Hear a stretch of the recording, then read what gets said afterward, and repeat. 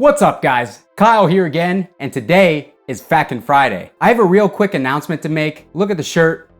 As of now, as of today, I will be switching all of my content over to drum-related gear and videos. I'll no longer be doing guitar stuff. I had a change of heart, and I don't really like guitar stuff all that much anymore, so sorry. Just kidding, I would never do that to you guys. I do like playing drums though, so maybe I'll start working that into the channel a little bit. Not drum gear reviews, but you know, I don't know. This bit wasn't as funny as I thought it would be in my head, so why don't we just answer some questions? First question comes from Dandrock, and he asks, quick question, what noise gate do you use? The noise gate that I use is the... Shut up! The noise gate that I use is the Deadweld Audio Golem. Now, noise gates are not something that I used to put a whole lot of thought into. I had a Boss NS2 for probably 8 years, from like 2010 to 2018, and never really thought much about it. And everybody always said that the NS2 sucks tone, and truthfully in a band mix, I never noticed it. And you guys know I'm particular, you guys know I listen for the little details. I never noticed it in a band mix or a live setting, but one day I borrowed my buddy Jason's ISP decimator and kind of shot them out back to back. And I noticed not only did the decimator kind of clamp more accurately, but it didn't remove any tone. It didn't suck any of that high end out. It just sounded cleaner and it gated a little bit better. So I was like, okay, I'm gonna sell the NS2. I got the ISP decimator. I had used that all the way up until Mr. Daniel at Deadweld Audio told me he was going to be doing a new gate, told me all about it, and he actually sent me one to check out as the prototype. And honestly, like, it was a night and day difference between my ISP decimator, which I still think is a good gate, but this gate is super accurate and it's got a lot of great functions. I'm not gonna be able to describe them all to you, but you can essentially hook it up 4-cable method in front of your amp and in the effects loop, or you can put pedals that create extra noise like overdrives into the effects loop of the Deadweld Golem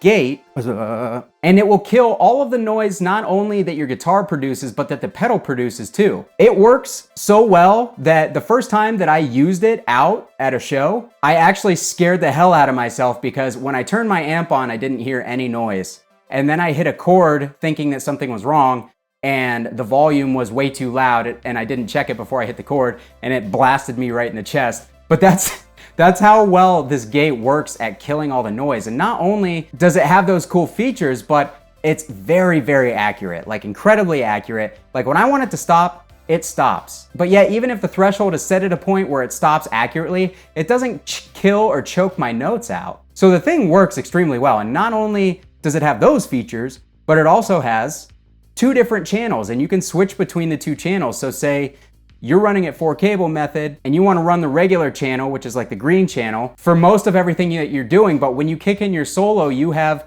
not only a different volume level, but you've got effects going on. You can kick it into that second channel where it has more controls for you to fine tune things even better. You can use the 2 different channels of your gate to effectively gate either 2 different channels of your amp or gate your regular channel and your lead tones. It's just an awesome gate. So I would definitely recommend looking into that thing. There's also another new gate coming to the market too that I am currently product testing for somebody. It also works very well and has somewhat of a similar feature set, but I'm not actually allowed to talk about it, so I'm not gonna say anything, but you guys will see that on my channel here soon. I have since become kind of like a gate junkie because the Golem made me rethink what a gate should be capable of. So I've never tried the Fort and Zool or the Cock Blocker or any of the other popular ones. Like I said, I never really put much thought into it. And now I'm kind of at the point where it's like, man, the Deadweld does everything I want it to do. It leaves me lacking in no areas. So I think I'm just gonna stay with that thing. All right, my man, the other John Brown, drops the second question for today's episode, and he asks, you buy, sell, and trade so much gear and find killer deals. You appear to have developed a real methodology for it, but I would like to know if you have ever gotten screwed over on gear purchases. What were your worst purchasing deals? Really, I think I have been extremely lucky for the most part, to be totally honest. I really haven't found myself in that many situations where I've had to go back to the seller of the item and say, hey, this is not as described. I really have been very lucky. But I also ask a lot of questions before I buy stuff, to the point where people kind of tend to get annoyed depending on the person. Like I've had one dude tell me to just go f off because he didn't feel like answering my questions, which were what speakers were in the cab, as it was a clear front grate and I could clearly tell that the speakers in it were not the original speakers. And he said, "You're too much trouble to deal with, I'll sell it to somebody else." Eventually he messaged me back, apologized. I ended up going and buying what he had and actually making out really well on the deal. So that kind of, came full circle, and sometimes it happens like that. But the worst deal that I can really remember, and it really wasn't all that bad, was I bought a Mesa Boogie dual rectifier and it came with 3 Mesa cabs. Now this was pre, the world going crazy on the pricing and everything. This is when everything was still priced reasonably. I got the 3 Mesa cabs, 2 oversized, 1 traditional, and the head for $1,800. It was a 2-channel. So, I got a good deal. That's the reason that I bought it. I ended up selling the head and selling 2 of the cabs and ending up with 1 of the cabs for free, which I then sold like last year. It was one of the slant straight cabs, wish I hadn't at this point because now they're getting a little harder to come by. But yeah, anyways, I did not check the speakers when I got them. I asked him if everything was all original with it. He said, yeah, he had never changed anything out. Told me he was the original owner, blah, blah, blah. So I somehow fit all 3 cabs and the head into my car, drove it home from Cleveland. When I got home, I noticed that the traditional cab was really light, and I knew that it wasn't a difference in material. Like, I know that the Mesa traditional cabs are still heavy cabinets. So the first thing I did is took one of the handles off, peeked inside. Lo and behold, somebody had put like crate speakers in that cab. I was pretty upset because that just massively diminished the value of the cabinet. I no longer was able to get the projected like $500 out of it that I was thinking. Now the cab's probably worth closer to $250, $300 with crappy speakers in it. And this is back when 412 cabs were not really selling all that well, especially Mesa ones. There were so many on the market, but now it's, the price of everything Mesa has gone through the roof. But yeah, I was pretty upset. I messaged the guy back. He basically was saying that like, there's no way that's true. Like, you must have changed the speakers out. Like, I had this since it was original, when clearly he didn't, because he must have bought it used. So he lied to me about how long he had owned things. Luckily, I tested everything else out that came with it. Everything else checked out. So in that situation, really, if that was like the only cab I had bought and it had the wrong speakers in it, number one, if it was just one cab, I would have checked the speakers right then and there, and then the deal would have been off. But number two, I would have been extremely disappointed if I went to buy a Mesa cab in particular, and then I get it, and the whole reason you buy a Mesa cab is for the, UK Celestion Vintage 30s for the most part. I guess that's not really true because the cab construction, they're excellent cabs. But anyways, that's like kind of the main selling point, it seems, at this point. If those speakers are gone, then it's kind of like why would I bother buying this thing? So anyways, what I ended up doing is hanging on to the cab for a while. I found a really cheap Ampeg cab that had UK V30s in it, swapped it into the Mesa cab, sold the Mesa cab with UK V30s. Even though they were 16 ohm, the buyer that I sold it to was actually pumped because they were looking for a 16 ohm cab. And it all worked out. Swapped the cheap speakers into the cheap Ampeg cab, sold it, broke even on that cab, and then ended up making my money on this one as I had intended. Otherwise, I can't really think of too much, to be honest. I've been extremely lucky where I've bought amps that were broken, like a PV6505 Plus one time. I bought it for $250, and then a week later I bought a XXX for $180. Again, back before prices were crazy. And both of them said needs repair, something's wrong with it. And the people who had them obviously were not, savvy with that stuff at all. They didn't know how to check tube amps for issues. Both amps, within a 1-week period, had a preamp tube that wasn't seated all the way. Don't ask me, I don't know. I don't even know how that happens in a 6505 Plus because it's got the parallel access mounted tubes with the cover that kind of presses them in.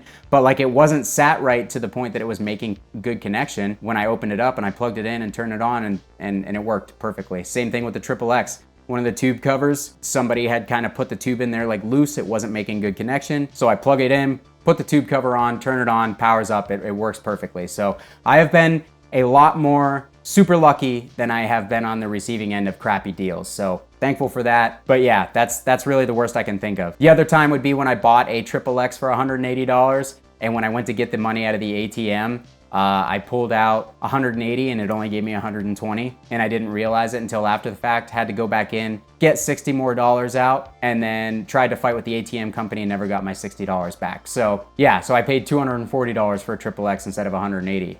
Darn. All right, question number 3 comes from Matt Vandenham. Does your lack of smell enhance your sense of hearing? Wouldn't know. I have not been able to smell since birth. A lot of people don't believe me when I say that, but my girlfriend will tell you that I in fact can't smell. But yeah, I've actually never gotten it checked out by a doctor. I don't know what's up with it. Not ever really something that's bothered me. When you grow up without a particular sense, that's just kind of life for you. And everybody asks me, don't I wonder how it is to smell? Kinda, yeah, but not really. Not enough to the point where I want to go to the doctor, have a surgery to get, look, if there's something that they can repair. It's just not something that I'm all that concerned with. So overall, I don't know if it enhances my other senses. A lot of people ask me, how do I taste if I can't smell? I don't know, bro. I'm not a doctor. I know that I can taste because I love food. Probably more than guitars, if you can believe that. But yeah, kind of a quirky thing.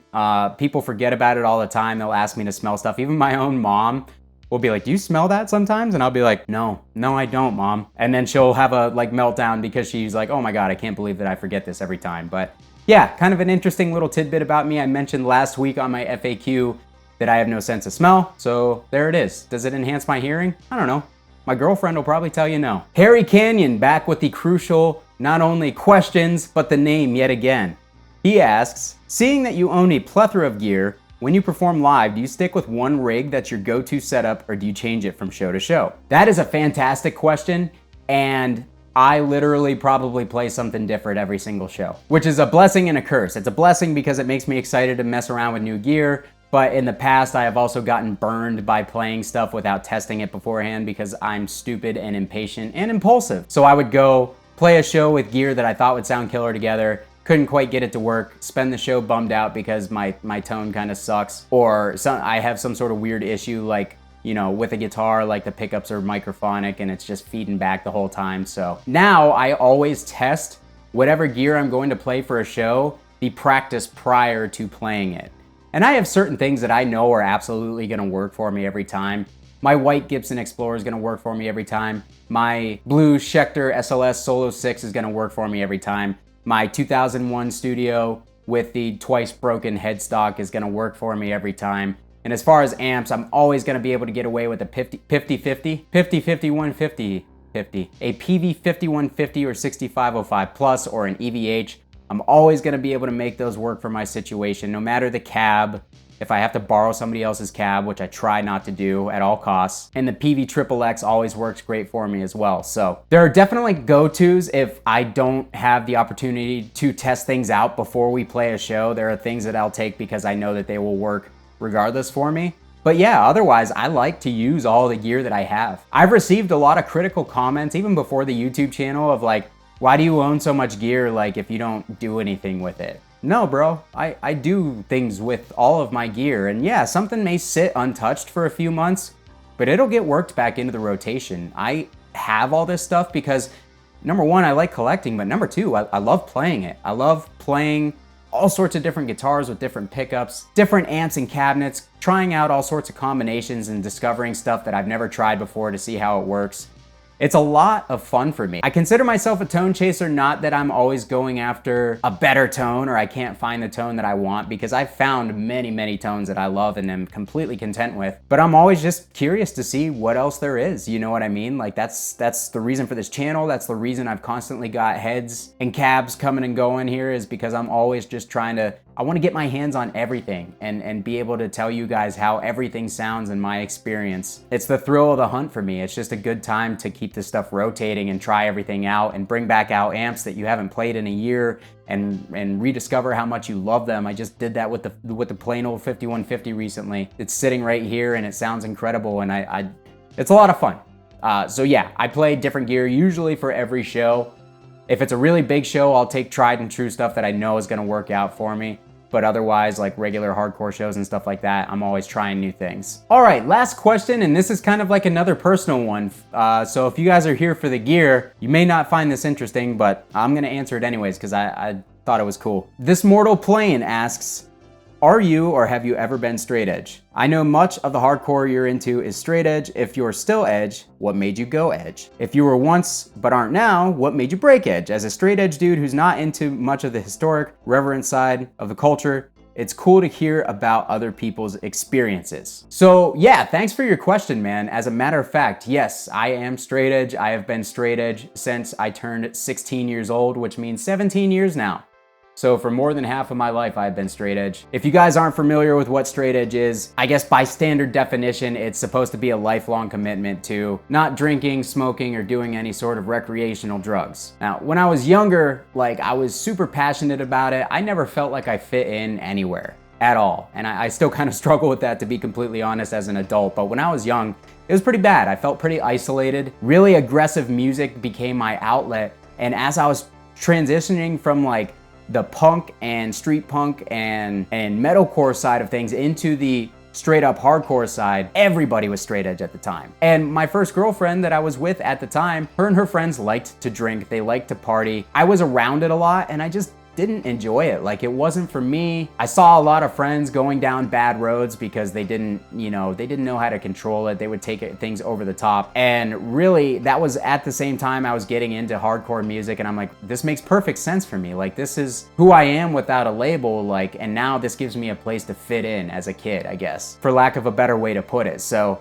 yeah, I claimed straight edge when I was 16 years old. I still am to this day. I feel differently about it now than I did back then. Back then, I was like passionate about it. I was never like the type of dude to put other people down for their choices or like be in your face about it or preachy about it. That's never been my personality. My thing is straight edge has always been a very personal thing for me. And I notice a lot of people like to kind of either bend the rules or change the interpretations. So for me personally, what it means is just to take care of yourself physically and mentally, make healthy choices. I try to take care of my mental health. I try not to do anything that's gonna destroy me physically or mentally. And at this point in my life, 33 years old, I feel more strongly about that aspect of everything than I ever have. And that doesn't mean that I feel more preachy or I feel more locked into the straight edge thing. I actually don't really feel a connection to straight edge itself anymore. And that might bump some people out to hear that if you are straight edge. And I don't think there's anything wrong with it. I just, at this point, I really feel like that just goes along with what I'm trying to do for myself personally, regardless of the label, regardless of what else comes with that, you know what I mean? I'm just trying to take the best care of myself so that I am in the best possible shape physically and mentally so that I can live a full life, take care of the people around me who need it, or if they eventually need it, I'm there. I'm there to take care of them. Nobody has to take care of me. Like, I want to get to the point. My thing was always that I worked a job for 8 to 10 hours a day that I didn't like. I spent most of my waking hours at a job that I didn't like. I didn't want to be there. I wasn't able to pursue my own passions because by the time I got out of that job, I was so tired that all I wanted to do was sit around and veg out. Essentially, where I'm going with that is you spend so much of your life working and doing things that you don't want to do that by the time you get to retirement, most people are not in the physical health or have the energy or the vigor left in themselves in order to go pursue their passions once they have the time and they have the money. And that was always my goal, is to not be this 65-year-old person who basically was confined to the couch or a bed or a wheelchair because I had just not taken care of myself over the years. I wanted to be somebody who was physically active and ready to go out and pursue life as soon as I was able to retire and not spend the only years of my life that I had true freedom bedridden because I hadn't taken better care of myself when I was younger. So yeah, this has gone off on a whole tangent. Luckily now with the YouTube thing, I'm actually able to get outside and be physically active more and schedule things around doing this. While this is a lot of work, I dump a lot of time into this, I still feel like I have so much more freedom, and not only that, but energy to pursue other things, because what I always wanted to pursue in my free time after work was gear. And now that gear is kind of like what I'm doing for a living in a sense, I still love it. I'm still enjoying it, but it actually frees me up after a certain point of the day to think about other things. And I've gotten back into running and working out and stuff like that with my girlfriend. So that's all been awesome. But yeah, that was, I went off on a tangent again. So yes, I'm straight edge. I have been straight edge for 17 years. I have a straight edge tattoo. And I have no intentions of never not being straight edge. So again, I'm not a militant straight edge guy. I'm not a preachy straight edge guy. It's my own personal commitment. It's something that means something to me. If you guys aren't down with that, that's totally fine. I will never judge you on your choices unless you're hurting other people. That's kind of like my whole life motto. Like, do whatever it is that you want to do as long as it doesn't hurt anybody else. Enough with that. Thank you guys so much for the questions. I really appreciate it. Really enjoyed this episode this week. For next week, drop your questions down below in the comments. If I have not gotten to your question, spam it in the comments below. That way I see it and I will do my absolute best to get to it. In the description of this video are my Sweetwater affiliate links and my Patreon. Those both massively help me out now that I'm doing this full time. All you gotta do is click on the Sweetwater link, and anything you buy, I get a little kickback on, so appreciate your guys' support there. Also down in the description are my Discord server and my Facebook groups. Love growing the community around this channel, and it just really helps to be able to interact with you guys and let me know what you want to see from the channel. So go down there, join those groups, and yeah, thanks again for watching, guys. Kyle here again. We'll see you next time.